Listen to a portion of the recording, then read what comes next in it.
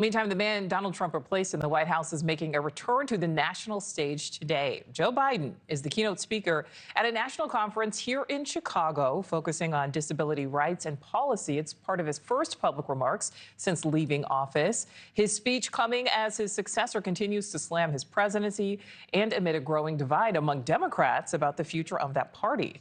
Correspondent Joe Khalil is live on Capitol Hill. Joe, what is the former president expected to focus on?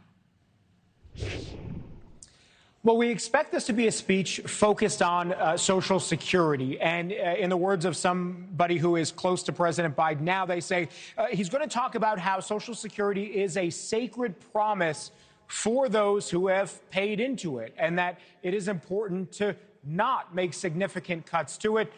Concerns that the Trump administration may do that. That will be the focus tonight. And this is obviously a big deal for a couple of reasons. President Biden has held a few events, but nothing as outward-facing and public as the speech he's going to give tonight in Chicago since he left office.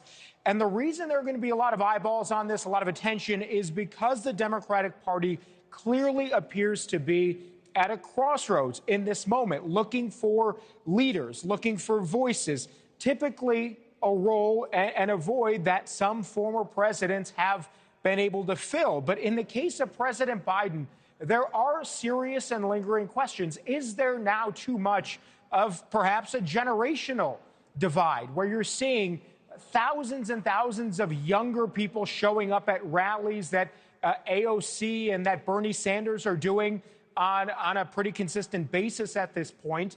Is that too much of a stretch for former President Biden and his brand of politics to capture the imagination or the motivation of those kinds of younger voters? Those are serious questions. And we've been speaking today to several Democrats, had conversations with some former and current elected officials, some former and current staffers.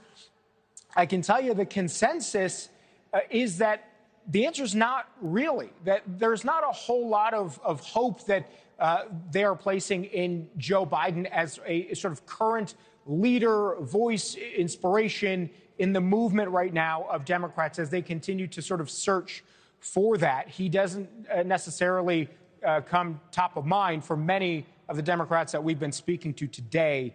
Anyway, Nicole. All right, so Joe, do we expect the current White House to respond to whatever the former president has to say today? Yeah, that seems likely, especially if there is a moment where President Biden criticizes the current administration for things they have said or their policies around Social Security. I mean, certainly President Trump has not been one at all to shy away from criticizing his predecessor, even at times in the Oval Office. In fact, take a listen. It's happened on several occasions. These here are just a few. We had everything going good. And then Biden got in, and he's, my opinion, the worst president in the history of our country. I think Jimmy Carter was a very happy man when he passed away. I rebuilt the military. Unfortunately, Biden did nothing with it, but I rebuilt the military. We're ending Joe Biden's war on beautiful, clean coal once and for all. That wasn't with me. That was with a guy named Biden, who was not a smart person. Crooked Joe Biden got us into a real mess with Russia and everything else he did, frankly, but he didn't know about it, and he, generally speaking, signed it with auto pen, so how would he know?